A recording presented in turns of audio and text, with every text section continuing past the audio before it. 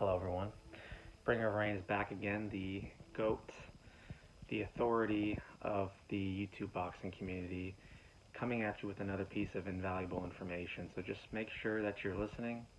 Make sure you sit up in your chairs. Make sure if you're old, put your hearing aids in.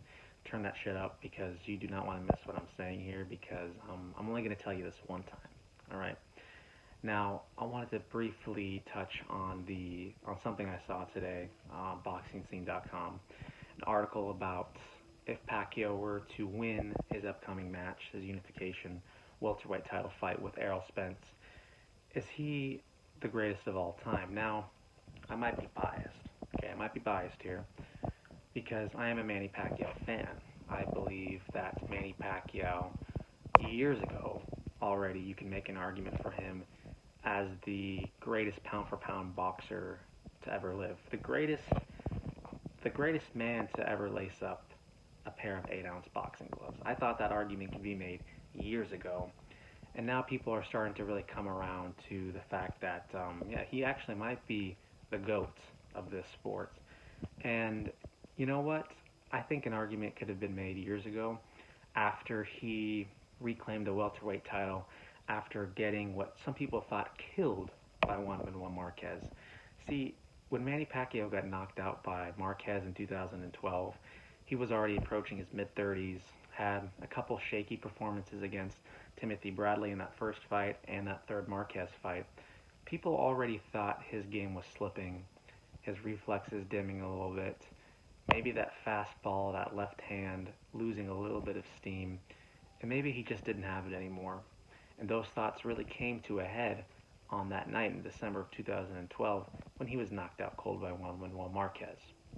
Lost his welterweight title that he held for like 7 years, 6, 7 years. The WBO title that he won from Miguel Cotto. So when he lost that fight against Marquez, a lot of people thought he was finished. And in my history of watching boxing, when I've seen great champions fall like that, to that extent, a lot of times they don't come back. They don't come back with a force like Manny Pacquiao did.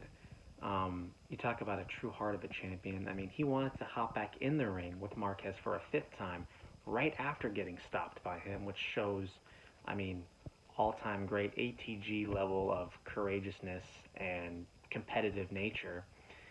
But he actually came back, was in 2014, so 2 years later, reclaimed that title by beating the man who beat Marquez, outboxing Timothy Bradley pretty cleanly to elevate himself back to the top of the pound-for-pound list.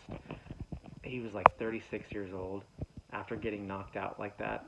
On that night, that was in April of 2014, I thought on that night, you could say, okay, with his wide resume, you could say after this night, like, maybe he is among the greatest to ever do it. I'm talking like top 5 boxer ever. And people are going to scoff at me. People are going to say, people were telling me this years ago. I had a YouTube channel before, a long time ago, where I made videos talking about boxing. I forgot the password to it. That's why I'm posting on this new one. But I talked for years about how I thought he was one of the greats, and people would bash me, saying I'm too young, don't know shit about boxing, yada, yada, yada. But when you stack up Manny's resume, okay, so before he even became welterweight champion, I think he was a Hall of Famer, all-time great, running through, the flyweight division, bantamweight division, the 122-pounders, the 126-pounders, the 3 great Mexican legends at featherweight, Morales, Marquez, Barrera. Whether or not what you think about those Marquez fights, he has wins over Marquez, 2 of them. And he was already a Hall of Famer before moving up to welterweight. And then what he did at welterweight was, quite frankly, unprecedented. You had a guy who was in his 7th weight class go on this run of De La Hoya, Hatton, Cotto, Claudy, Mosley, Margarito, Marquez, Bradley. Those are, except maybe for Claudy, all Hall of Famers. And you talk about in succession there, like a murderer's row. And the degree of easiness he made it look like in those fights, You'll never see a run like that again. That level of dominance, that level of destructive dominance. You see a guy like Floyd Mayweather who he'll go and he'll outbox guys like that, but during Pacquiao's run, he was putting guys out. A little guy, a flyweight that moved up to welterweight and did that for years and years and years, lost his title, reclaimed it, became the champion again. So the point I'm trying to make here is while I think Pacquiao's chances against Errol Spence Jr. might not be very good, he doesn't need to beat Errol Spence to be considered the greatest boxer of all time.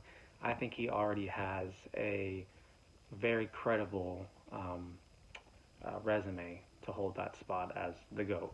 He doesn't need Errol Spence.